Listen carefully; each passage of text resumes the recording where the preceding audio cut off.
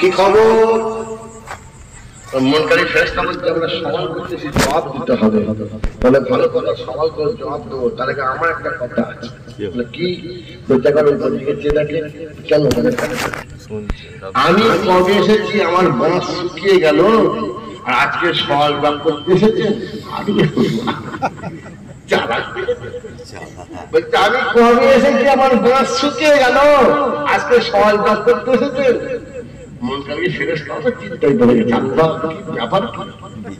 যেখানে যাই কাঁচা মাছ ভিজে মাছ ধরি, মাছ শুকনো কেন? ব্যাপারটা তাহলে তো আমরা ভুলে ঠিক করতে না পারলে কি পুরানো খবরে আবার ঢুকে পড়েছি নাকি? ফেরেশতাও চিন্তায় পড়ে গেছে। আল্লাহ ফেরেশতা রে, আমার বান্দার দুনিয়ায় চালাকি করতে করতে এসে কবরও চালাকি করতে চাইছে। সেটা যে পুরোনো হাঁটুনি বলে তোমাদের ধোকাতে বোকা দিয়েছে যে আমি কবে এসেছি, আমার মাছ শুকিয়ে গেল, আজকে সওয়াল করতে গেছে। ভাইটার কবরে কোনো চালাকি চলবে না। কিয়ামতের ময়দানে কোনো অজুহাত, কোনো চালাকি চলবে না। ভালো কাজ, নেক কাজ করে গেলে আল্লাহ কবর থেকে জান্নাতের সুখ, জান্নাতের রহমত, জানার নিয়ামত শুরু করে দেয়। বলুন আমাদের সেদিন জানতে চলতে খবরদার আমার মুসলমান ইমানদার ভাইরা, নেককার আল্লাহ ভাইরা হলেন। নবী আমার সাহাবা বললেন, ও আমার সাহাবারা, যে ফেরেশতা আমার ডান হাত ধরে নিয়ে চন্দন কুবের করে উজু করালো, তার মানে বোঝা যায় না উজু ঘুমিয়ে পড়লে উজু থাকে না। আপনাকে মসজিদে জুম্মার নামাজ হবে, ইমাম সাহেব জুম্মা দুইকার ফজর নামাজ আদায় করাবে, তার আগে খুতবা তেলাওয়াত করবে। যেখানে কোনো মানুষ জুম্মার নামাজ পড়তে গেছে, খুতবা তেলাওয়াত হয়ে বা খুতবা তেলাওয়াতের আগে তার ঘুমের তন্ত্র থেকে সে ঝুঁকে ঝুঁকে ঘুমাচ্ছে, তার কিন্তু উজু যাবে না, তার সমস্যা নাই। কিন্তু কারোর ঘুম লেগেছে বা ঘুম লেগেছে, জুম্মার নামাজ খুতবার বাকি আছে, বা ঘুমাচ্ছে, খুতবা পড়তে পড়ছে, আর সে মানুষটা ঘুমের কারণে মসজিদ দিয়ালে বা মসজিদ দিলারে হানান দিয়ে ঘুমাতে শুরু করেছে।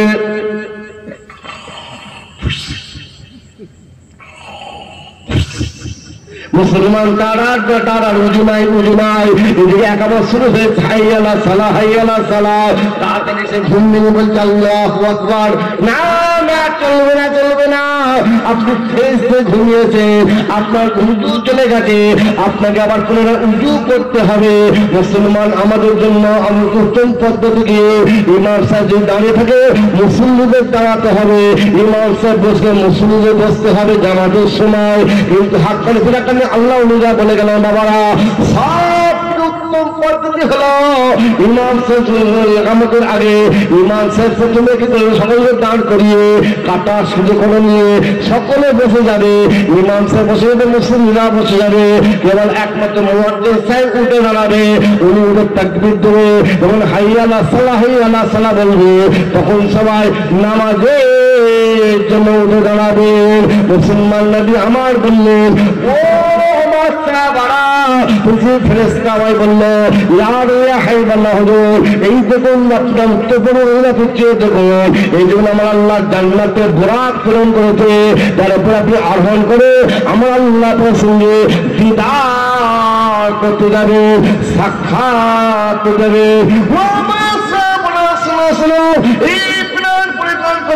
আমি বোলাকে উপর আরোহণ করতে গেলাম, বোলাক নড়াচড়া করতে থাকে। বলেছিল, এ বোলাক খবরদার, খবরদার, বিয়া দেবে করো না, বিয়া দেবে করো না। তোমার উপর তুমি আরোহণ করতে, তুমি হলেন তো জাহানের বাদশা, বাদশা থেকে বাদশা, তাদের দ্বারে মাদিনা দিন, হ্যাঁ মাদিনা, আহমদ মুস্তাফা হুজুর সাল্লাল্লাহু আলাইহি ওয়াসাল্লাম আল্লাহ বুরাকের জবান খুলে দিয়েছিলেন। বুরাক তখন বলেছিল, আসসালামু আলাইকা ইয়া রাসূলুল্লাহ, হাবিবাল্লাহ হুজুর, আমার আল্লাহ জান্নাতের মধ্যে শত শত বুরাক রয়েছে, তার মধ্যে আমার আল্লাহ চয়ন করে প্রেরণ করেছে উত্তর আকাশ ভ্রমণ করিয়ে আল্লাহ সুবিধার করতে নিয়ে যাওয়ার জন্য, সাক্ষাৎ করে নিয়ে যাওয়ার জন্য। আমি বলার আমার মনে একটা আশা, একটা তামান্না রয়েছে। কি আশা, কি তামান্না? হুজুর আপনি যেমন আমার উপরে আহ্বান করে আমার আল্লাহ 800 টাকা দেবে, আল্লাহ বিভাগ করতে সাক্ষাৎ করতে, হুজুর আপনি আমার কাছে ওয়াদা করুন। কি ওয়াদা? কাল কিয়ামতের ময়দানে হাসরের বিচার প্রান্তে আপনার গুণগান উম্মাত উম্মাতিরা যখন নাফসি নাফসি বলে কাঁদতে থাকবে, আপনি যখন আমার উপর আহ্বান করে আপনার গুণগান উম্মাত উম্মাত থেকে হাউজে কাউসারের পানি পান করাবে। আল্লাহ বলেছিলেন এই বড় সুন্দর শোনাগো, কাল কিয়ামতের ময়দানে তোমার উপর আহ্বান করে আমি নবী মুহাম্মদ আমার গুনাহগার উম্মত উম্মতকে হাউজে কাউসারের পানি পান করাবো। শুধু তাই নয়, আমি নবী মুহাম্মদ আমার আল্লাহকে জন্য যাব, তুমি বড় তোমাকে আমার আল্লাহ তাআলা ওই জান্নাতের মধ্যে নিয়ে যাবো। বলেন সুবহানাল্লাহ। নবী আমার বললেন ও অবস্থা বাড়া। তারপরে পরিধান করে আমি গোড়াকে আরোহণ করলাম, গোড়া মাটির উপর হেঁটে হেঁটে চলে যায়। আমি মনে মনে চিন্তা করলাম গোড়াকে উত্তর আকাশ ভ্রমণ করে আল্লাহ ঘোড়াকে নিজের সাক্ষাৎ নিয়ে যাবে। গোড়াকে মাটির উপর হেঁটে চলে যায় কেন? এমন একটা জায়গা যে ফেরেশতা বলল ইয়া রাসূলুল্লাহ, হাই বলল হুজুর এই দেখেন বাইতুল আকসা মসজিদ মুকাদ্দাস, এখানে আপনাকে তাফসীর নিয়ে আসতে হবে, এখানে আপনাকে 2 রাকাত নামাজ আদায় করতে হবে।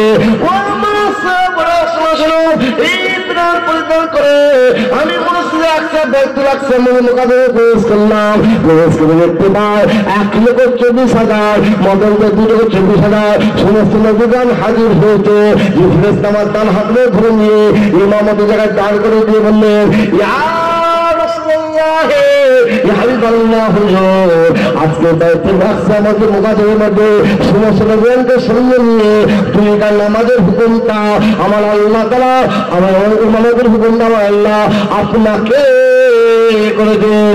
ও অবস্থা বাড়া এই ফিরার পরিত্যাগ করে সমস্ত নবীগণকে সঙ্গে নিয়ে বাইতুল আকসা মসজিদ মুকাদ্দাসের মধ্যে আমি নবী মুহাম্মদ দুই রাকাত নামাজের ইমামতি করেছে।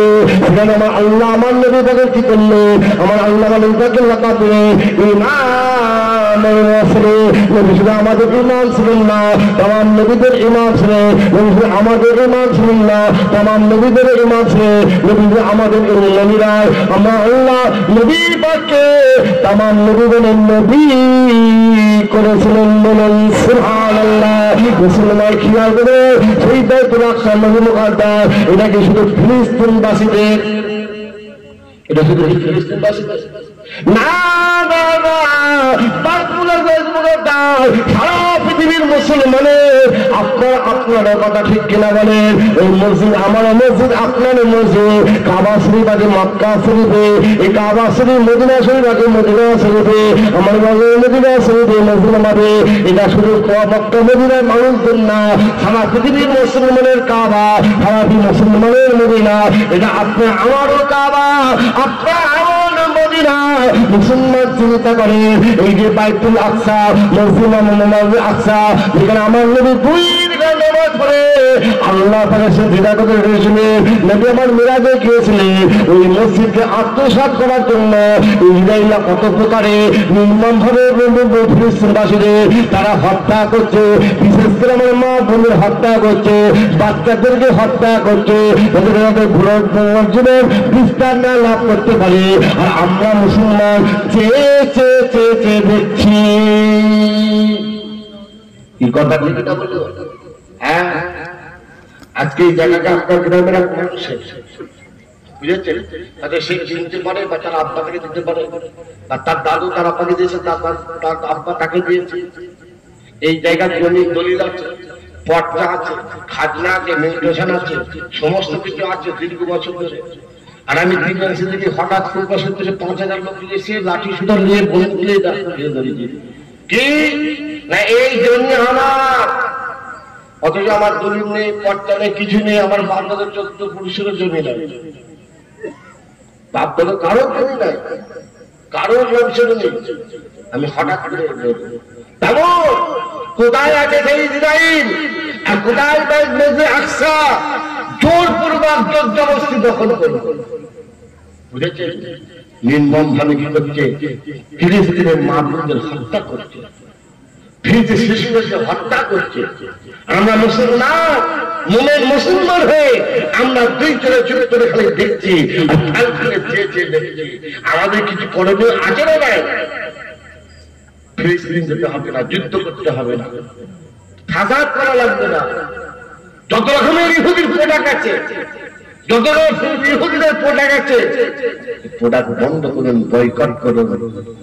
যে আপনি মুমিন মুসলমান হয়ে থাকেন, ইমানদার মুসলমান হয়ে থাকেন, সত্যিকার আপনি বাইতুল আকসাকে আপনি ভালো করে থাকেন, সত্যিকারের ফিলিস্তিনের মাহবুবগুলোকে যদি আপনি ভালোবাসেন, সত্যি বাচ্চাগুলোকে আপনার ছেলে মেয়ের মতো যদি আপনি মহব্বত ভালোবাসেন, আপনি মুমিন মুসলমান হলে আপনার মুমিন মুসলমানের কর্তব্য যারা নির্মম ভাবে আমার মাহবুবকে হত্যা করছে, নির্মম ভাবে শিশু বাচ্চাগুলো হত্যা করছে, যেটা চোখে দেখার মতন নয়, দেখলে চোখ থেকে পানি বের হচ্ছে। আজ সেই ফিলিস্তিনের প্রোডাক্ট আমরা, সেই ইহুদিদের প্রোডাক্ট আমরা ব্যবহার করবো না। যত রকমের ইসরায়েলের প্রোডাক্ট আছে, নেসলে বন্ধ শুরু করে যত রকমের থামসা, কোকা-কোলা, পেপসি, চান্তা-কোলা, কান্তা-কোলা বলে, ফুটি, মাজা, কিটক্যাট, লেস থেকে শুরু করে সমস্ত প্রোডাক্ট আমাদের এক বাক্যে সমস্ত মুসলমানদের বয়কট করতে হবে। কথা ঠিক কিনা বলে? কথা বলে বলার দরকার আছে। বিশেষ করে বলে যায় প্যাকেটের খাবার খাওয়াবেন না বাচ্চা। আপনি আবার ক্ষতি করছেন। ওই যে চিপস বাজারে পাওয়া যাচ্ছে, ওই ম্যানুফ্যাকচার ডেট আছে, এক্সপায়ার ডেট আছে, বলে সব থেকে বাজে তেল, যত জঘন্য তেল আছে ওই তেল দিয়ে ভেজে বাজারে আসে। আপনি দেখাতে পারবেন? দেখাতে পারবেন।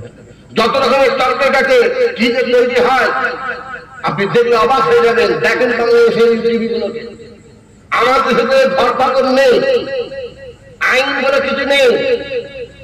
মানুষ মানুষের বড় জুলুম করতে, অত্যাচার করছে, মানুষ মানুষকে বিনা কারণে খুন করছে। যারা অত্যাচার জুলুম করছে তাদেরকে ধরছে না, নির্ভর মানুষগুলোকে ধরে নিয়ে গিয়ে জেলে থেকে নিয়ে যেতে যাচ্ছে। কথা ঠিক করছি না? খারাপ করে? হ্যাঁ, যারা সত্যিকারের মার্ডার করলো, যারা আগুন দিল, যারা অশান্তি তৈরি করলো, তাদেরকে ধরছে না, নির্ভরগুলোকে ধরে নিয়ে গিয়ে মারছে। যে শ্বশুর বাড়ির কাছে তাকে ধরে ফেলে দেবে যে তুমি এই আন্দোলনে তুমি ছিলে, এই ভাঙচুরে তুমি ছিলে, সেই দিকে শ্বশুর বাড়ি রেখে ধরে মার। বুঝেছে?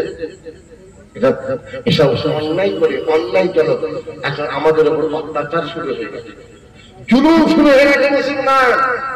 আর বর্তমান যে বাচ্চা আসছে, যে বাচ্চা আমাদের রয়েছে, আমাদের অনেক ক্ষতি করার চেষ্টা করছে। আমাদের শুধু নয়, আমাদের দীর্ঘ বছরের ভ্রাতৃত্ব বন্ধন, আমাদের দীর্ঘ বছরের হিন্দু মুসলমান একত্রিত অবস্থা, আমরা একসঙ্গে উঠা বসা চলাফেরা, আজ তারা চাইছে কি বিচ্ছেদ করে দিই, তার মধ্যে ফাটল ধরিয়ে দিই, অশান্তি তৈরি করিয়ে দিই। যতই করো আমরা বুঝি, আমার হিন্দু ভাইরাও বোঝে, এই ভারতে হিন্দু মুসলমান নাই, বিভিন্ন ধর্মের মানুষের বাস করছে। আমরা কোনোদিনই আমরা সেটা মেনে নেবো না, কোনোদিনই আমরা সেটা মানতে পারবো না। আজকে সংবিধানের আইন বিরোধী আইন চালু হয়েছে, আজকে কোরআনের বিরুদ্ধে আইন তৈরি হয়েছে, ওয়াকফ বোর্ডের, যে ওয়াকফ বোর্ড দিয়ে আমরা কি করেছিলাম, আন্দোলন করা হয়েছিল যে মুসলমান মাথায় চুপি দিয়ে মুখে দাঁড়িয়ে রাখলে মুসলমান ভাঙচুর করতে পারে না, মার্ডার করতে পারে, অশান্তি করতে পারে না। এরা কেউ বলে ভুল ভালো না, একটা শ্রেণীর অসাধুপূর্ণ মানুষ তারা কিছু লোক লাগিয়ে এসে করে বলছে যারাই সংগ্রামে নেমেছিল, প্রতিবাদে নেমেছিল, তারাই এই কাণ্ডব গুলো চালিয়েছে, ভাঙচুর। যত রকম বলি মিডিয়া আছে তারা ফুলে ফেঁচিয়ে তিলকে তাল করে দিয়ে মানুষের মনে কি করছে, মানুষকে উস্কে দিয়ে একটা সাম্প্রদায়িক গন্ডগোল দাঙ্গা লাগানোর জন্য অনেক চেষ্টা করছে। কিন্তু যতই করুক আমরা হিন্দু মুসলিম, বিশেষ করে হিন্দু মুসলিম এক জায়গায় আমরা বাস করছি, আমরা কিন্তু অশান্তি চাই না, আমরা অশান্তি করবো না। আমরা হিন্দু মুসলিম ভাই ভাই একসঙ্গে থাকবো। কথা ঠিক কিনা? আজকে বলেন কাশ্মীরে যে ঘটনাটা ঘটলো, এই ঘটনাটা ছিলাম নাকি? এগুলো পাক সেনাদের কাজ না, এটা জঙ্গিদের কাজ, এটা করানো হয়েছে, এটা করানো হয়েছে। আধা ঘন্টা ধরে লাগাতার গুলি চলেছে, কি বলছে? আধা ঘন্টা লাগাতার গুলি চলেছে। আমার বলছে না, কাপড় গুলো চেক করে মারা হয়েছে। পুরুষের কাপড় চেক করা লাগে, মহিলার কাপড় তো চেক করতে হয় না, তাহলে মাথাটা গুলো চেক হয়ে যায়। পুরুষগুলোকে মারলো, মহিলাগুলোকে মারলো না কেন? যারা মারবে তাদের কাছে পুরুষ মহিলা ভেদাভেদ আছে নাকি? যারা মারবে সন্ত্রাস হবে তাদের কাছে ছোট বাচ্চা শিশু বলে কোনো ভেদাভেদ আছে? সন্ত্রাসীদের কোনো জাত আছে? তারা যখন মারবে যাকে সামনে পাবে তাকেই মারবে। আধা ঘন্টা ধরে গুলি চললো, অত র্যাব ফৌজি তারা কোথায় ছিল? ও তারা নাকি শ্বশুরকে ঘুমাচ্ছিল নাকি? তারা কোথায় ছিল? কাশ্মীর তাদের এমনি জায়গা নাই, আমার দেশের মধ্যে না যে থানা আছে, সেখানে থানায় পুলিশ থাকে। কোন দুর্ঘটনা ঘটলে পুলিশে কল করলে পুলিশ আসবে, প্রশাসন আসবে। সেখানে অলরেডি আপনার পয়েন্টে পয়েন্টে পয়েন্টে পয়েন্টে সেখানে কি হয়েছে, ক্যাম্প তৈরি করা আছে, মিলিটারি ক্যাম্প, ফৌজি ক্যাম্প, আর্মি ক্যাম্প রয়েছে। সেখানে খুবই খুবই আপনার সিকিউরিটি এবং গার্ডের ব্যবস্থা আছে। তার মাধ্যম দিয়ে এভাবে হলো কি করে? আজকে 6 বছর আগে যে আমার গুণগাড়ি আর্মি ভাইদের সেখানে কি করলো, হত্যা করলো, তার জন্য দেশের মধ্যে কিছু হয়নি, তার জন্য স্বরাষ্ট্রমন্ত্রী সে ছুটে যায়নি। আজকে কয়েকজন আপনার মানে মানে প্রজাতক মারা যেতে ছুটে চলে গেল অমিত শাহ, তখন যেতে বললো না? দুদিন আগে কেসের জন্য গেছিল কাশ্মীরে, ও টাঙ্গার আলু লাগিয়ে দিয়ে এখানে চলে আসার জন্য। কেন মোদী সরকার আর বেশি দিন নেই, ওর আয়ু শেষ। চাইছে যাওয়ার আগে একটা দাঙ্গা লাগাতে, খবরদার মাথা গরম করবেন না। আর আমার হিন্দু ভাইরা তারা খুব শান্তিপ্রিয় ভাই, তারা খুব সঙ্গে, তারা কিন্তু মাথা গরম করার মানুষ না। কিন্তু চাইছে বর্তমান রাজনীতি তারা ধর্মনীতিকে নিয়ে খেলতে চাইছে, কিন্তু আমরা তারা যতই খেলুক আমরা খেলতে কি দেবো না। আমরা কেন আমরা যেভাবে দীর্ঘ বছর বছরকে বছর আমরা 4 পুরুষ 5 পুরুষ 10 পুরুষ ধরে হিন্দু মুসলিম ভাই ভাই একত্রে বসবাস করছি, একত্রে আমাদের চলাফেরা, উঠা বসা, খাওয়া দাওয়া, আমরা সেইভাবে থাকবো। ও তোমরা তোমাদের রাজনীতি কি হয়েছে গদি পাচাবে তোমরা করবে যাও। আমি আপনি যদি মাথা গরম করি, আমি আপনি কি হবে? ভুল হবে। হ্যাঁ ভাই, রাগে যে ভুয়ে ভাত ঢেলে খাবে তার ক্ষতি হবে না? যার জন্য রাগে ভুয়ে ভাত ঢেলে খাবে তার ক্ষতি হবে। কার? যে রাগে ভুয়ে তার হবে না। তারা তো গদিতে বসে থাকবে, এসিতে বসে থাকবে, আর আপনি আমি কি করবো? ঝগড়া অশান্তি করে মারপিট করে মরবো। আমাদের ছেলে পেলেগুলো না খেতে পেয়ে লোকের দূরে দূরে হাত পাতবে, আমাদের ছেলেগুলো অসহায় থাকবে। হ্যাঁ, তারা জীবনে দেখতে আসবে জীবনে, তাদের জন্য আমাদের মাথা গরম করা ভুল। আজকে বলেন আমাদের কোরআনের একটা আইন আছে, বিধান আছে, তিনি একটা সংবিধান আইন দিয়ে করলে মসজিদ, মাদ্রাসা, কর্মস্থান, ঈদগাহ ময়দান, আমাদের মুরব্বীরা তারা আল্লাহ খাটায়, আল্লাহর নামে কি করে অকাপ করে দিয়ে চলে যায়, আল্লাহর নামে দান করে দিয়ে যায়। সেগুলোতে মসজিদ নামাজের ব্যবস্থা করা হয়, মাদ্রাসা শিক্ষার ব্যবস্থা করা হয়। এখন সর্বধর্মের তো অকাপ সম্পত্তি আছে, সব ধরনের অকাপ সম্পত্তির জন্য তো আইন হওয়া দরকার। তাহলে মুসলমানদের অকাপ সম্পত্তি আইন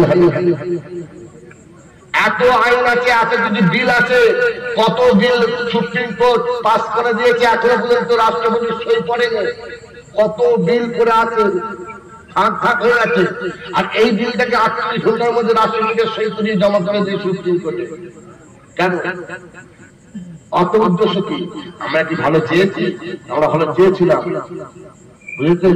আমাদের মসজিদ ঠিক আছে তো, মাদ্রাসা ঠিক আছে তো, যারা অকাপ সম্পত্তি আত্মসাৎ করে রেখেছে, এই দেশের সম্পদ আত্মসাৎ করে রেখেছে, তারা কিন্তু এখন বিপদে পড়ে গেছে, তারা বিপদে পড়ে গেছে। তারা চাইছে আমাদের মনে একটু মজা নিতে, আমাদের মুষ্টি আমাদের মাথায় গরম করিয়ে মজা নিতে। খবরদার, আমরা আমাদের সংবিধানের আইনকে অমান্য করার, সংবিধানের কালাম আইনকে আমরা মানি না। আমরা কোরআনের বিধানের বিরুদ্ধে আইনকে আমরা মানি না। আমাদের পূর্বপুরুষদের রেখে যাওয়া সম্পত্তি, আমাদের রেখে যাওয়া আল্লাহর রাস্তায় দানকৃত জমি আমাদের কাছে আছে, আমরা সেইভাবে করতে চাই। বুঝেছেন? একটার পর একটা অশান্তি এসে গেছে। আর ভারত পশ্চিমবাংলায়, ভারত পশ্চিমবাংলায় কিভাবে একটা দাঙ্গা লাগানো যায়, কিভাবে অশান্তি তৈরি করা যায়, তার জন্য বহু বড় চক্রান্ত চলছে। যে চক্রান্তটা নিয়ে চলে গেছে কোথায়? পাকিস্তানের লোক মেরেছে ওদেরকে, তাদের প্রজাতকদের 26 জনকে মেরেছে। হ্যাঁ ভাই, পুরুষ মহিলা বাচ্চা সবাই ঘুরছিল, আর তারপর দেখে দেখে পুরুষগুলোকে মারলো, আর 27 জনকে যখন মারলো, কাপড় চেক করলো, তো সময় লেগেছে তো নাকি? সময় লাগে না?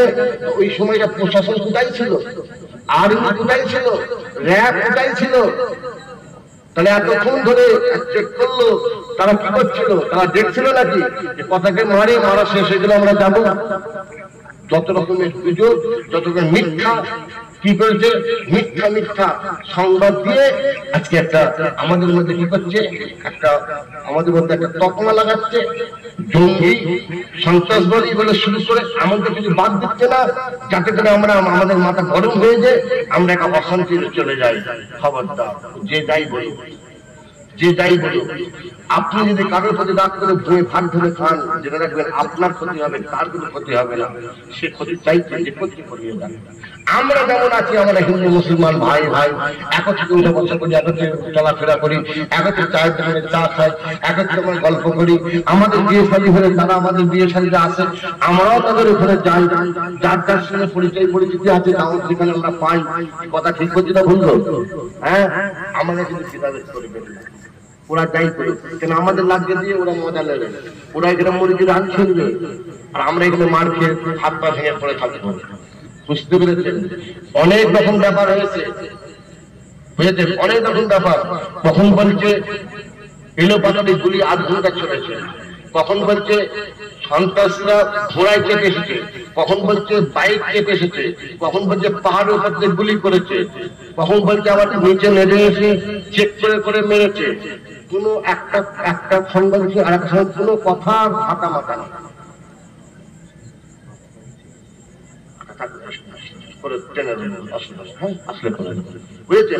মানে প্রতিটা সংবাদে এক একটা কথা এক রকমের, একটা কথার সঙ্গে একটা কথা মিল নেই। এর কারণটা কি? এর কারণটা কি? এর আগে 6 বছর আগে যে এতগুলো আর্মিকে তারা শহীদ করলো, মারলো যে সন্ত্রাসীরা, তার জন্য কি প্রশাসন কি ব্যবস্থা হয়েছে, তার জন্য কি হয়েছে? আর যদি যারা এই কাজ করেছে তাদের আমরা সমর্থন করি, যারা এই কাজ করেছে তারা অতি ঘৃণ্যতে কাজ করেছে, এই কাজটা আমরা সমর্থন করি না, এই কাজটা আমরা নিন্দা করি। আমরা যারা এই কাশ্মীরের জমিনে এই 28 জন এই যে আপনার মেরেছে, আমরা সকলেই চাই তাদেরকে ধরে নিয়ে সত্যিকারের যারা করেছে তাদেরকে ধরে নিয়ে তাদের সুশাস্তির সুবিচারের ব্যবস্থা করা হোক। কথা ঠিক না ভুল? হ্যাঁ, তা বলে একজন মেরেছে আর সাধারণ লোককে ধরে নিয়ে যে ভরে দেবে তা না, এটাই তাদের হচ্ছে আইনটা নেই। ভাই যাই বলার কিছু নেই, বুঝতে পেরেছেন? অতএব খবরদার, খুব সাবধানে, খুব বুঝে চলতে হবে। তাই বলি, যেভাবে আমার কথা হুজুর কেবলা, আমার মুরব্বী আব্বাজান চাচা হুজুর কেবলা গণেরা আমাদের পরিচালনা করেছেন, আমাদের শিক্ষা, আমাদের তালিম, আমাদের ওসিয়ত, আমাদের নসিহত করেছেন, সেইভাবে চলবেন। খবরদার ভুল করবেন না। কে কি বলছে, কে কি করছে, কোন দলমত কি কথা বললো, আমাদের দেখার বিষয় নয়। আমরা দেখবো হাত করে কি হাত লাগালে কি বলে গেছেন, তাদের অনুসরণে চলবো। কথা ঠিক কিনা বলে? ও আমার মুসলমান ইমানদার ভাইয়েরা, মুক্তার আল্লাহর ভাইরা হয়ে তবে নবী আমার বললেন, ও আমার সাহাবারা, তবে বিরাট পরিধান করে আমি বোরাকে আরোহণ করলাম, বুড়াক উত্তরাকাশ গমন করতে শুরু করলো। আমি সে একটা জায়গায় আসলো, ফেরেশতা বললো, ইয়া রাসূলুল্লাহ, ইয়া হাবিবাল্লাহ, আমি এরপরে আর যেতে পারবো না, এরপরে গেলে আমি আল্লাহ নূরের তাজাল্লিতে জ্বলে পুড়ে ছারখার হয়ে যাব। হুজুরের পরে আপনাকে একা যেতে হবে। নবী আমার বললেন, ও জিবরাইল, যে পথ তুমি একা যাওয়ার জন্য হুকুম করেছো, ওই পথের ঠিকানা আমার আল্লাহ আমাকে অনেক আগে অবগত করে দিয়েছেন। বলুন সুবহানাল্লাহ। নবী আমার আল্লাহ আশ্রয় গেলেন, আল্লাহ সে ভেজাল করে সাক্ষাৎ করলেন। তাই নয়, কপালের উপর চামড়ার চোখে যতক্ষণ নবী মন চেয়েছে, নিজে বাবা তৃপ্তি হয়ে আমার আল্লাহ তালাকে দেখেছিলেন। বলেন সুবহানাল্লাহ। কেউ কেউ বলে নবী রাস্তা স্বপ্নে হয়েছিল, না না না, আমার নবী মিরাজটা সব হয়েছিল, নবী পাক সব লিখে আল্লাহ দিদার করেছিলেন। বলুন সুবহানাল্লাহ।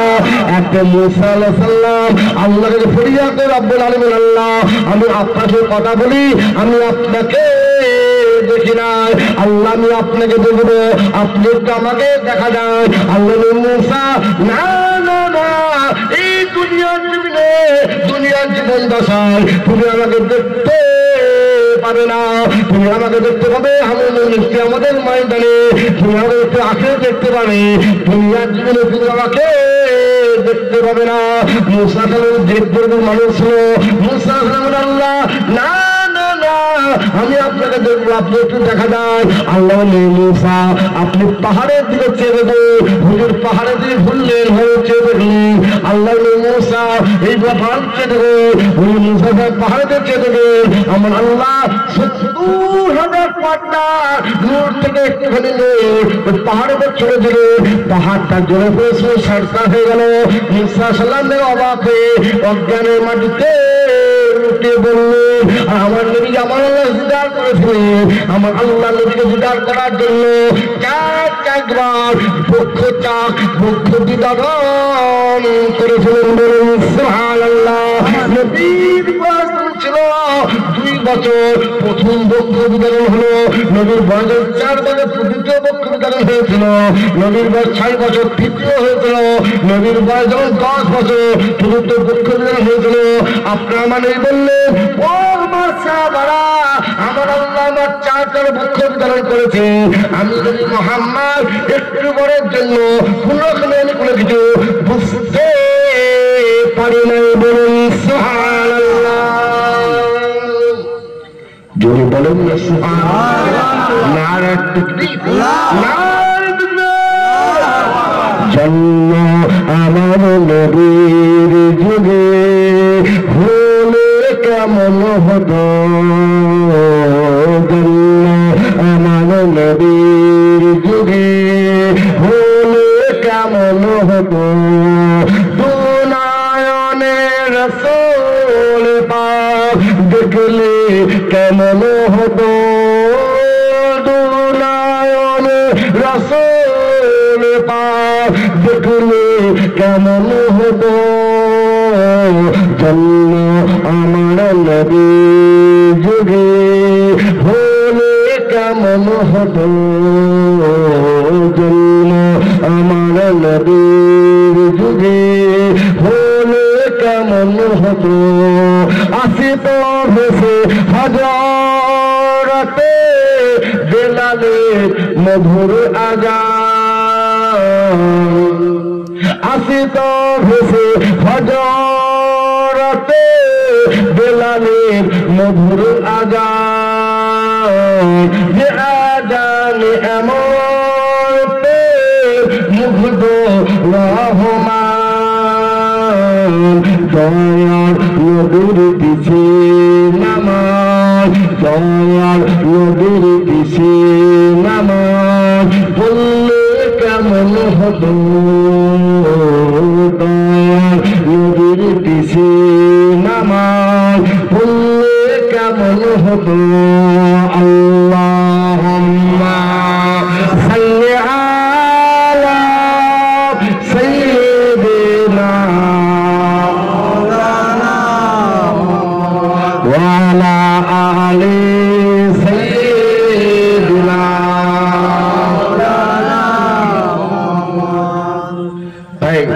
পিছনে মানুষ সামনে ফাঁকা আছে এবং পিছনে যারা আছে সামনে ফাঁকা আছে, ফাঁকা জায়গা পূরণ করে। ভিতরে অনেক জায়গা ফাঁকা আছে, যারা পরে আসছে ওদের বসার সুযোগ করে দিন, পিছনে জায়গা পিছন থেকে সামনে এসে ফাঁকা জায়গা পূরণ করে পড়ে। যে নবী আমার মেরাজ গিয়েছিলেন, মুসলমান নবীকে ইহুদিরা প্রশ্ন করেছিলেন, নবী মুহাম্মদ একবার বলো আপনার খোদা কিসের, সোনা কোন কাঠে? আল্লাহ পাক জবাব দেন, নবী মুহাম্মদ আপনি ইহুদিদের প্রশ্নের জবাব দিন। ওরা সারা জীবন জেনে ভেঙে করবে, ওদের খানদানি ওরা হচ্ছে বিয়াদব। ওরা মসজিদ আসতে বাইকের সঙ্গে কয়েকজন নবীকেও হত্যা করেছে। কথা হচ্ছে তখন আল্লাহ নবী মুহাম্মদ আপনি ইহুদির প্রশ্নের জবাব দিয়ে দিন। এইবার আল্লাহ সূরা ইখলাস নাযিল করলেন, কুল হু আল্লাহু আহাদ আল্লাহুস সামাদ লাম ইয়ালিদ ওয়া লাম ইউলাদ ওয়া লাম ইয়াকুল লাহু কুফুয়ান আহাদ। নবী মুহাম্মদ বলে দিন, কুল হু আল্লাহু আহাদ, আল্লাহ এক অদ্বিতীয়, আল্লাহুস সামাদ, তিনি স্বয়ং সম্পূর্ণ, নাম ইয়ালিদ ওয়া লাম ইউলাদ, তিনি কাউকে জন্ম দেননি, কেউ জন্ম দেয়নি, ওয়া লাম ইয়াকুল লাহু কুফুয়ান আহাদ, তিনি সমতুল্য। এই পৃথিবীর মধ্যে নয়, তিনি হলেন ওয়াহিদ আহাদ লা শারীক। আল্লাহ কোরআনের সূরা কাউসার মধ্যে ইন্না আতাইনাকাল কাউসার ফাসাল্লি লিরাব্বিকা ওয়ানহার ইন্না শানিআকা ওয়াল আবতার। মুহাম্মদ আমি আল্লাহ আপনাকে হাউজে কাউসার ফাসাল্লি লিরাব্বিকা ওয়ানহার, আপনি আবার সৃষ্টিকর্তা আপনার প্রভুর নামে কুরবানি করুন আর নামাজকে কায়েম করে নামাজকে প্রতিষ্ঠা করুন। আমার নবী কালাম নামাজ কায়েম করার জন্য বলেছেন, কুরআনটাকে 82 বার নামাজের কথা বলেছেন, সালাত। আল্লাহ কি বললেন? আল্লাহ নামে কুরবানি করার জন্য বললেন। তা আল্লাহ হালাল পশুকে জবাই করে আমাদের খাবার জন্য হুকুম বা আদেশ দিয়েছেন, ইসলাম আদেশ দিয়েছে, কথা ঠিক না বলবো? জবাইটা কিভাবে করবেন? যেমন তেমন করে ফেলবেন না, তার নিয়ম আছে। নিয়ম আছে নাকি? জবাই করা হালাল করে জবাই করার নিয়ম কি? পশুর পা থাকবে উত্তরে, মাথা থাকবে দক্ষিণে, তিনি জবাই করবে, তিনি পশ্চিম থেকে মুখ করে জবাই করবে। আর এখন শুনছে বাজারে মাথায় টুপি নেই, হয়তো মুখে দাঁড়িয়েও নেই, উজু আছে কিনা আল্লাহ জানে, দোয়া কি করছে আল্লাহ জানে, নিজে এখন ধরে কেটে দিয়ে ভরে ফেললো পিঠের ভেতরে। হাই হাই হাই, আপনি জবাই করে মুরগি বলেন, খাসি বলেন, গরু বলেন, আপনি ছেড়ে দিতে হবে। যত সংকোচন প্রচলন হবে, যত হাত পা নড়াচড়া করবে, শরীরে হারাম হারাম খুন বের হবে, যত হারাম খুন বের হবে গোশত তত পাক হবে। আপনি মুরগি জবাই করে দিনের ভিতরে ভরে দিতে পারবেন। আর ওই মুরগি আমরা নিয়ে এসে বলছি 1.5 কেজি 2 কেজি 1 কেজি তাও খেতে হবে। আর সব থেকে খারাপ জিনিস, সব থেকে বিশ্বের সব থেকে নিকৃষ্ট জিনিস, খারাপ জিনিস হলো ওই মুরগি। যে মুরগির মধ্যে একাধিক রোগ রয়েছে, যেটা আপনার আমার মধ্যে কি হচ্ছে অল্প দিনের মধ্যে চলে আসে, বুঝেছেন? ওর কোনো ক্ষমতা নেই, সব সময় থেকে মাটিতে মুখ দিয়ে ইল্লাল্লাহ ইল্লাল্লাহ করে যদি পাস করে, দুইটা ক্লেম কল্যাণ হয়ে যায়। আজকে সেই মুরগি দেবে কি? বুঝেছেন? কি খাবে? মানুষের মধ্যে কি হয়ে গেল? এই মাছগুলোকে ধরে ইঞ্জেকশন দিচ্ছে, এত বড় হয়ে গেল। মাছগুলো খাদ্য খেয়ে ছেড়ে দিচ্ছে, বুঝেছেন? আমি যে কথা আপনাদের বলছিলাম, যত রকমের প্যাকেট জাতীয় খাবার আছে, বাচ্চাদের একটা দেবেন না। দিলে আপনি জানবেন আপনার বাচ্চাকে আপনি বিষ খাওয়াচ্ছেন। যত রকমের চকলেট আছে, চকলেট বিষ খাওয়াচ্ছেন। মাঝে সাঝে সপ্তাহে একবার যদি মন চায়, দামি কোম্পানির কোনো মাল দিতে পারে। আর যত রকমের ইহুদির প্রোডাক্ট আছে, থামস আপ, কোকা-কোলা শুরু করে মিরিন্ডা, 7 আপ, হ্যাঁ, ফান্টা, তারপরে এখন চম্পাকলা না কাম্পাকলা বেরিয়েছে, একই জিনিস। যে ধানের তেল সে ধানের তেল, ভাববেন না অন্য কোম্পানি।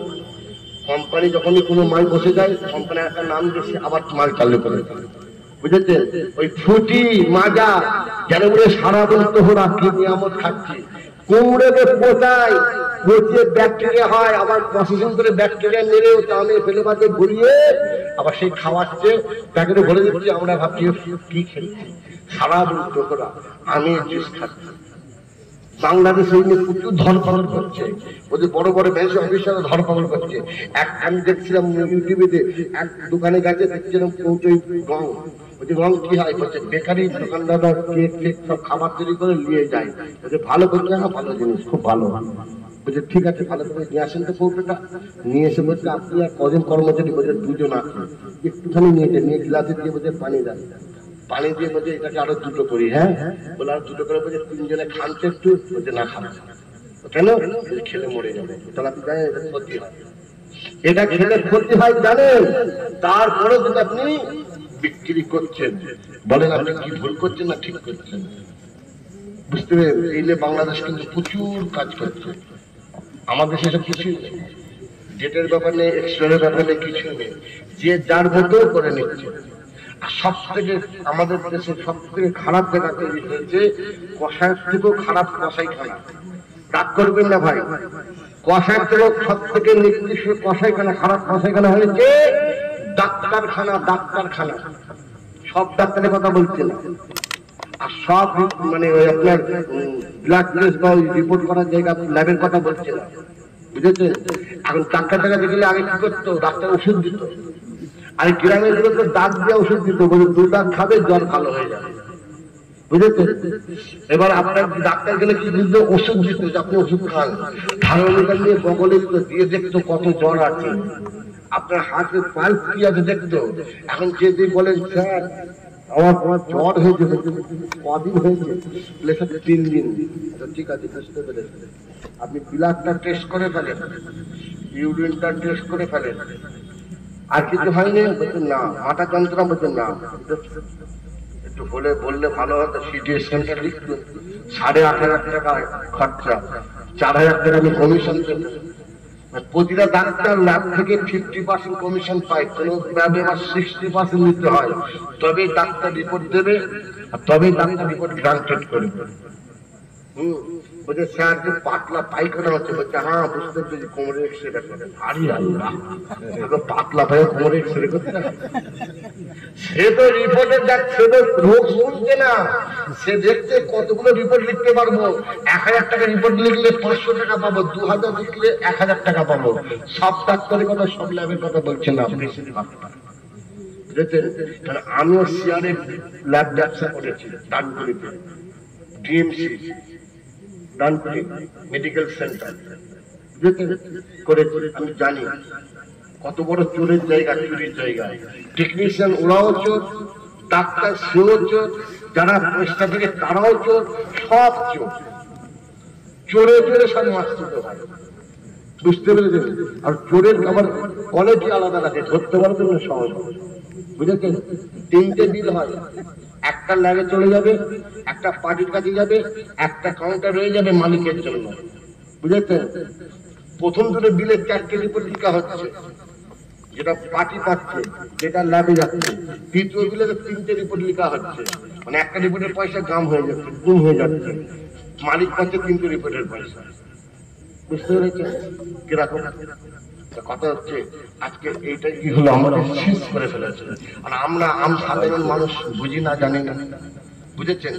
এলাপতি ডাক্তার দেখানো মানে এখন জমি জায়গা যা আছে বেকার জন্য খদ্দের দাঁড়া, বুঝেছেন?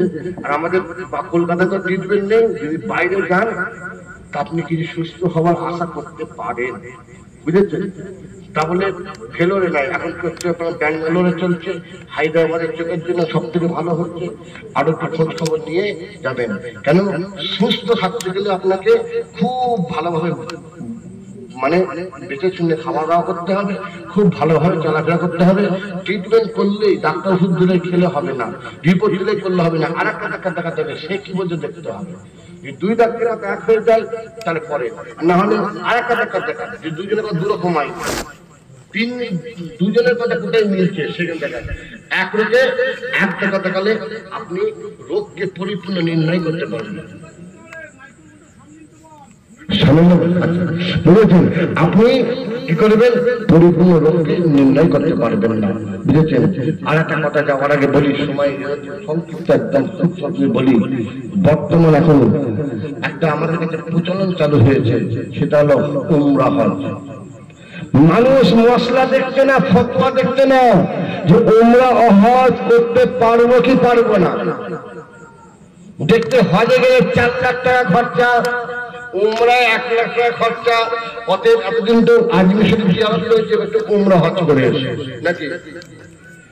শুনে রাখেন, শরীয়তের মসলা, ইসলামের মসলা হলো আল্লাহ যার জন্য হজ ফরজ করেছে তাকে ফরজ হজ আদায় করতে হবে। যদি উমরা হজ করে তার ফরজ হজ আদায় হবে না, তাকে পুনরায় ফরজ হজ আদায় করতেই হবে, তার ছাড় নেই, লাভ নেই। আর যার হজ ফরজ হয়নি সে কি করবে, ঠিক উমরা দিতে পারবে? ইসলাম থেকে না, যার হজ ফরজ হয়নি তাকে যেতে গেলে ফরজ হজে যেতে হবে, উমরা হজে যাওয়া যাবে না। উমরা হজ তার জন্য যার যে নিঃস্ব গরিব রোজ খাবে রোজ খায়, ব্যাংকে 10,000 টাকা আছে কিনা সন্দেহ, বহু বছর ধরে টাকা জমিয়েছে, বা মেয়ে জামাই গ্রামে কিছু মানুষ সহজে করে উমরা হজে পাঠাচ্ছে তার জন্য। এখন আবার সব উমরা হজে যাচ্ছে আর খানা করছে। আরে আল্লাহ, উমরা হজে কিসের খানা? একমাত্র ফরজ হজে খানা আছে। হজ মানে কি? আপনার যদি আল্লাহর ডাকে যদি আপনাকে চলে যেতে হবে চিরতরে, ফিরে আসার জন্য নয়, চিরতরে কাফন নিয়ে চলে গেলেন, যেটা আমরা ইহরাম করে পরিধান করে যাই, মারা গেলে এইটাই আমাদের কাফন। আল্লাহ যদি হায়াতে রাখেন, আল্লাহ যদি ফিরিয়ে আনেন তবে ফিরতে পারবেন, নচেত না। তার জন্য গ্রামবাসীর কাছে একটু মাপ চেয়ে যায়, গ্রামবাসীকে ডাক দিয়ে দুয়ার মহাবি করে মুরব্বীদের সর্বসানি করলো, আর গ্রামবাসীকে মাপও চাওয়া হলো, একটু মেহমানদারি করলো, যেটা আমরা হাজিখানা বলে আমরা আখ্যায়িত করেছি বা আমরা নাম দিয়েছি। এখন উমরা হজে গেলে হাজিখানা করছে। আরে আল্লাহ, আর যে উমরা হজ করলো তার জন্য হজ ফরজ হয়ে গেল, তার জন্য হজ, যার হজ ফরজ সে উমরা হজ করলে তার ফরজ ফরজ আদায় করতে হবে। আর যার হজ ফরজ হয়ে সে উমরা হজ করে কাবা শরীফ দেখার সঙ্গে সঙ্গে তার জন্য হজ ফরজ হয়ে যাবে, তাকে আবার পুনরায় ফরজ হজ আদায় করতেই হবে, ছাড় নেই, মাপ নেই। যার হজ ফরজ হলো সে আদায় না করলে যে গুনাহগার হবে, যে উমরা করে হজ ফরজ করলো আদায় করলো না, একই গুনাহগার হবে। বুঝেছেন? আচ্ছা, এবার আমি আপনাদের দলিল দিই। কুরআন হাদিসে দলিল দিলে তো আমরা শুনবো, আবার কিছু মানুষ যায় বলে হুজুর অত লোক যাচ্ছে আপনি দলিল দিয়ে চলে গেলেন। আবার কেউ বলবে হুজুর এই মশলাগুলো জানে না তাই কথা বলেছে। প্র্যাকটিক্যাল দলিল দিই। এখন ফরজ হজে গেলে 4 লাখ টাকা খরচা, উমরায় গেলে 1 লাখ টাকা খরচা। কথা ঠিক না বলবো? আমাদের মুরব্বিদের জামানায় তখন ফরজ হজের খরচা কম ছিল, উমরায় খরচা বেশি ছিল না এখনকার মতনই ছিল? ফরজ হজের খরচা বেশি, উমরায় খরচা কম। এখনকার মতন ছিল তো না? তখন ফরজ হজের খরচা কম ছিল, তাদের ছিল না। তা আমাদের মুরব্বীরা জমি বিক্রি করে ফরজ হজে গেল, তারা তো সম্পদ রাখতে পারত, ছেলে মেয়েদের ভবিষ্যৎ হতো। আগেকার যারা হজ করেছে বেশিরভাগ মানুষ তো জমি বিক্রি করে হজ করেছে, তাই না?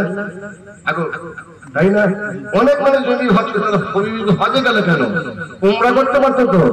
তারা জানে যে উমরা করলে হবে না, উমরা করলে হজ ফরজ হয়ে যাবে। এবার আর একটা বলেন যে আপনি কাবা শরীফ যাচ্ছেন, মক্কা শরীফে মন থেকে তায়েফে যাব, আপনি যেতে পারবেন, তায়েফ থেকে সাধারণ পোশাক পরে ফিরতে পারবেন? আর পারবেন না। তায়েফের মসজিদে ইহরাম পরিধান করে দুই রাকাত সুন্নাহ ইহরামে নামাজ পড়ে তালবিয়া পড়তে পড়তে আপনার আসতে হবে। আরো করণীয় আছে, আমি লম্বাই যাচ্ছি না, বুঝেছেন? এদের সব সাইয়া তার করণীয় আছে। করার পরে মাথা নাড়া হবে, হালাত হবে, ইহরাম মাথায় তুলে ইহরাম ফেলবেন, ইহরাম ভাঙবেন। আর যদি বিনা ইহরামে চলে আসেন সাধারণ পোশাক পরে, আর কাবা শরীফ সীমানা পার করলেই ইহরাম করে আসবেন। মক্কা শরীফ মদিনা শরীফ গেলেন, আবার মক্কা শরীফে আসবেন, জুলহুলাইফায় ইহরাম বেঁধে ইহরাম পরিধান করে ইহরাম বেঁধে আপনাকে ঢুকতে হবে তালবিয়া পড়তে পড়তে। লাব্বাইক আল্লাহুম্মা লাব্বাইক, লাব্বাইক লা শারীকা লাক লাব্বাইক, ইন্নাল হামদা ওয়ান নি'মাত লাকাল মুলক লা শারীকা লাক।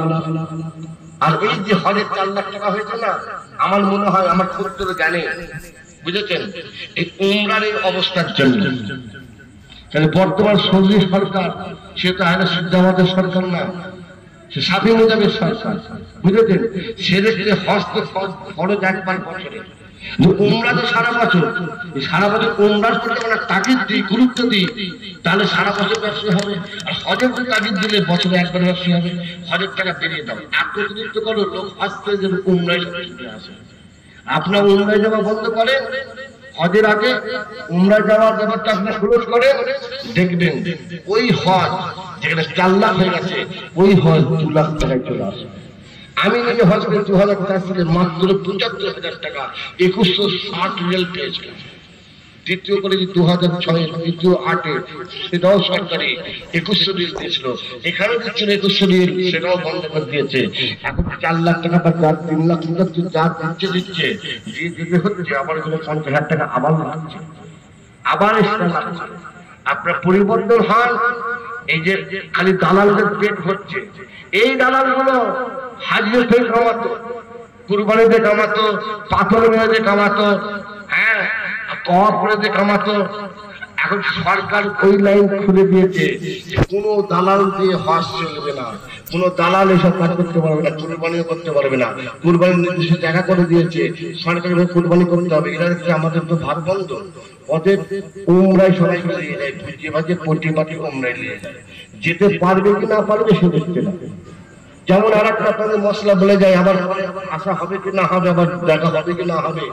বর্তমান স্বাধীন মোবারক যেটা আমরা করছি, হ্যাঁ ভাই ইসলাম আমাদের হুকুমে চলবে না, আমরা ইসলামের হুকুমে চলবো। কথা বলেন, ইসলাম আমাদের হুকুমে চলবে না, আমরা ইসলামের হুকুমে চলবো। কোনটা? কথা বলেন, আমরা ইসলামের হুকুমে চলবো তো। কিন্তু হচ্ছে আজকে আমাদের মুরব্বীরা কি শিখে গেলেন, ছেলে মেয়ে দেখাশোনা হওয়ার পরে উভয় পক্ষে 30 করে হোক, 10 করে হোক, 15 করে হোক বা 50 করে এক জায়গায় জড়ো হবে। জড়ো হয়ে স্বাধীনতার বিষয়ে আলাপ আলোচনা হবে। বরযাত্রী, কোনে যাত্রী থেকে শুরু করে আরো কিছু বিয়ে শাদীর বিষয়ে কিছু করণীয় সেগুলো আলোচনা হবে। হবার পরে একটা ছোট্ট করে দোয়া হবে, খাওয়া দাওয়ার আয়োজন হবে, তাই তো। তারপরে বিয়ের দিন নির্ধারিত হলো, এই নির্ধারিত দিনে বর আসবে, বর আসার পরে ইমাম সাহেব বিয়ে পড়াবে। তারপর দুনিয়াবি যে কাজ আছে, রেজিস্ট্রি করা, এখানে এইসবগুলো হবে। তারপর যারা বরযাত্রী আসে তারা খাওয়া দাওয়া করবে, হ্যাঁ ছেলের বাপে দাওয়াত, মেয়ের বাপে চলে যাবে, এবার খাওয়া দাওয়া করবে।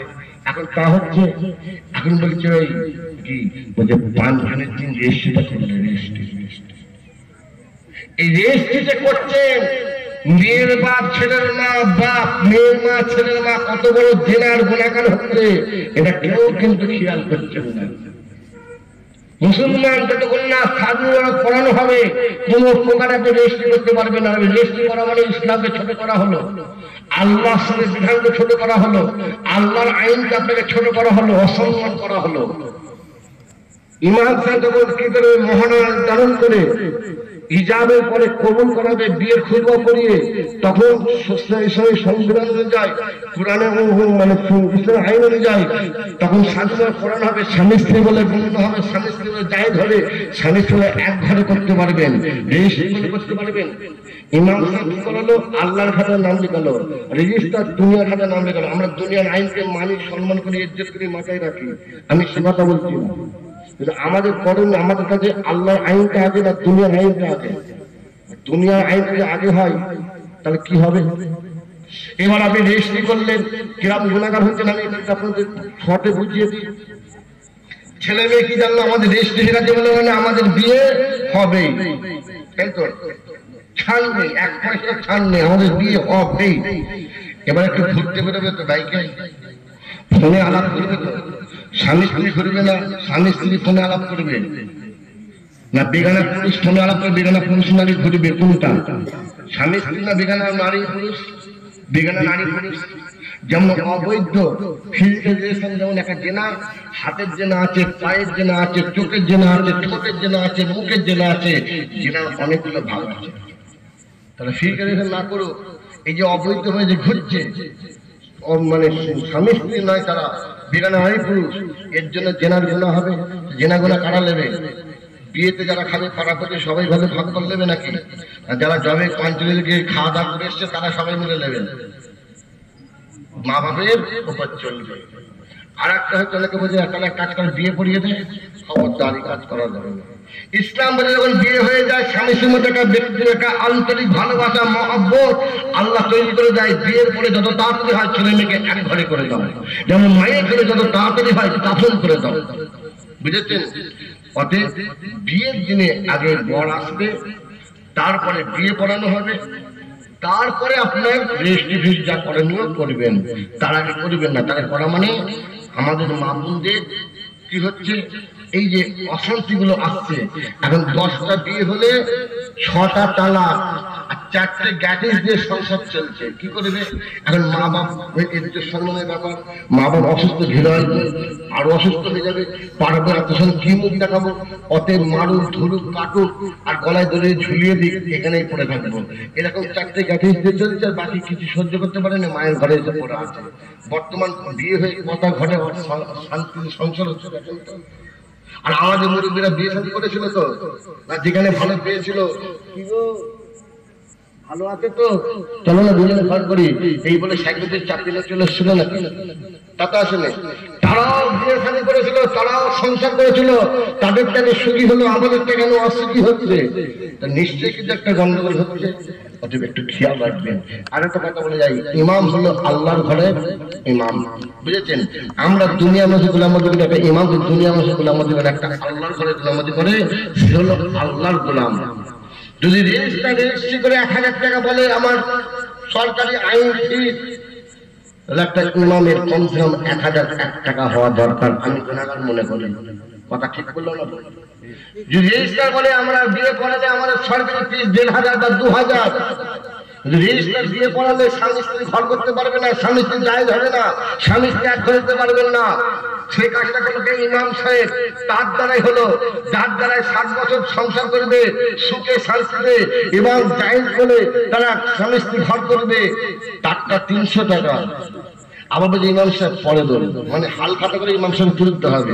এই ডিসেম্বর মাসে এসে গেছে, কারা কারা বিয়ের টাকা বাকি রেখেছে, হাল খাতা করছি বাবা জমা করে যাও।